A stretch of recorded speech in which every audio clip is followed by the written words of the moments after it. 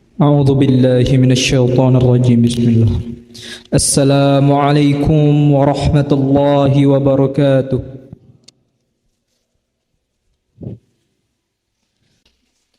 إن الحمد لله نحمده ونستعينه ونستغفره ونعوذ بالله من شرور أنفسنا والسيئات أعمالنا من يهده الله فلا مضل له ومن يضلل فلا هادي له أشهد أن لا إله إلا الله وأشهد أن محمدا عبده ورسوله يا أيها الذين آمنوا اتقوا الله حق تقاته ولا تموتن إلا وأنتم مسلمون يا أيها الناس اتقوا ربكم الذي خلقكم من نفس واحدة وخلق منها زوجها وبث منهما رجالا كثيرا ونساء واتقوا الله الذي تساءلون به والأرحام إن الله كان عليكم رقيبا يا أيها الذين آمنوا اتقوا الله وقولوا قولا سديدا يصلح لكم أعمالكم ويغفر لكم ذنوبكم ومن يطع الله ورسوله فقد فوزا عظيما أما بعد. Sidang salat Jumat rahimakumullah. Pada kesempatan kali ini khatib mengingatkan diri khatib sendiri dan juga kepada kaum muslimin bahwa pada bulan yang penuh barakah ini mengandung 3 jenis ibadah yang agung, yaitu zakat, puasa dan tarawih. Alhamdulillah banyak kaum muslimin yang melaksanakan pada bulan ini syariat zakat. Syariat zakat merupakan bagian dari ibadah, juga merupakan salah satu kewajiban dalam Islam. Dengan menunaikan zakat berarti kita telah bertaqarrub kepada Allah Subhanahu wa taala. Zakat merupakan salah satu bagian dari rukun Islam. Zakat yang dikeluarkan itu bukanlah beban yang akan menyebabkan kita miskin, sebagaimana kekhawatiran yang dibisikkan oleh setan kepada orang-orang yang lemah iman. Tetapi justru membayar zakat akan menambah harta seseorang. Allah Subhanahu wa taala berfirman, "Asy-syaitanu 'idukumul faqra wa ya'murukum bil fahsya, wallahu yu'idukum maghfiratan minhu wa fadla, wallahu wasi'un 'alim." Setan menjanjikan menakut-nakuti kepada kamu dengan kemiskinan, menyuruh kamu berbuat kejahatan, sedangkan Allah menjanjikan untukmu ampunan daripadanya dan karunia-Nya, dan Allah Maha luas lagi Maha mengetahui.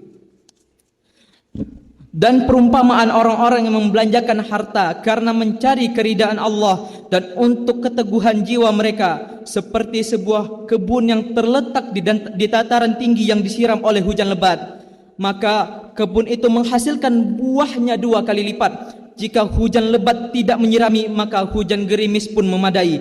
Dan Allah Maha melihat apa yang kamu perbuat. Quran Surah Al-Baqarah ayat 265. Jemaah salat Jumat rahimakumullah, dalam membayar zakat hendaklah kita tunaikan dengan penuh amanah. Kita keluarkan zakat dan dari benda-benda yang wajib dizakati, sedikit atau banyaknya kita hitung dengan teliti, sehingga barang yang sudah wajib dizakati sedikit pun tidak terabaikan. Karena tujuan menunaikan zakat adalah untuk membebaskan diri dari ancaman dan menyelamatkan diri kita dari ancaman Allah yang maha dahsyat. Sesekali janganlah orang-orang yang bakhil dengan harta yang Allah berikan kepada mereka dari karunia-Nya, menyangka bahwa kebakhilan itu baik bagi mereka. Sebenarnya kebakhilan itu adalah buruk bagi mereka. Harta yang mereka bakhilkan itu akan dikalungkan pada akhirat kelak. Dan kepunyaan Allah lah segala warisan yang ada di langit dan di bumi. Dan Allah mengetahui apa yang kamu kerjakan. Quran Surat Ali Imran ayat 180. Mengenai ayat yang tadi telah dibacakan, orang-orang yang dianugerahi harta oleh Allah Subhanahu wa taala kemudian tidak menunaikan zakatnya, maka pada hari kiamat harta itu dijelmakan ke wujud seekor ular yang berbisa, memiliki 2 taring, lalu ia menerkam dengan 2 rahangnya seraya berkata, "Aku adalah hartamu, aku adalah simpananmu." Kaum muslimin rahimakumullah, setelah menyimak nas yang di atas, semestinya kita takut dengan ancaman tersebut. Tunaikanlah zakat dengan amanah dan berikanlah kepada orang yang berhak menerimanya. Tidak asal mengerjakan harta zakat yang digunakan untuk kepentingan orang lain. Kita berharap semoga zakat yang kita bayarkan diterima oleh Allah Subhanahu wa taala. Kaum muslimin jamaah Jumat rahimakumullah. Adapun jenis ibadah yang kedua yaitu adalah puasa. Ibadah ini juga merupakan salah satu rukun Islam. Manfaat puasa telah dijelaskan oleh Allah Subhanahu wa taala dalam Al-Qur'an surah Al-Baqarah ayat 183, yaitu agar kita menjadi orang yang bertakwa. Itulah hakikat tujuan puasa, agar kita menjadi orang yang bertakwa kepada Allah Subhanahu wa taala, yakni dengan menjalankan perintah-perintah dan menjauhi larangannya. Maka seorang yang semestinya melaksanakan yang telah menjadi kewajibannya dan menjalankan puasa. Seorang muslim juga dituntut menjauhi hal-hal yang diharamkan seperti berkata dusta, ghibah dan lainnya. Rasulullah sallallahu alaihi wasallam bersabda, barang siapa yang tidak meninggalkan perkataan dan perbuatan dusta, maka tidak butuh oleh Allah puasanya tersebut. Hadis ini menunjukkan bagaimana berpuasa sangat ditekankan untuk meninggalkan perbuatan-perbuatan yang diharamkan. Mengapa? Karena sangat berpengaruh terhadap puasa yang sedang dijalankan. Namun amat disesalkan banyak kaum muslimin ketika menjalankan ibadah puasa pada bulan ini, keadaannya tidak berbeda sama sekali pada bulan biasa dan bulan Ramadan ini.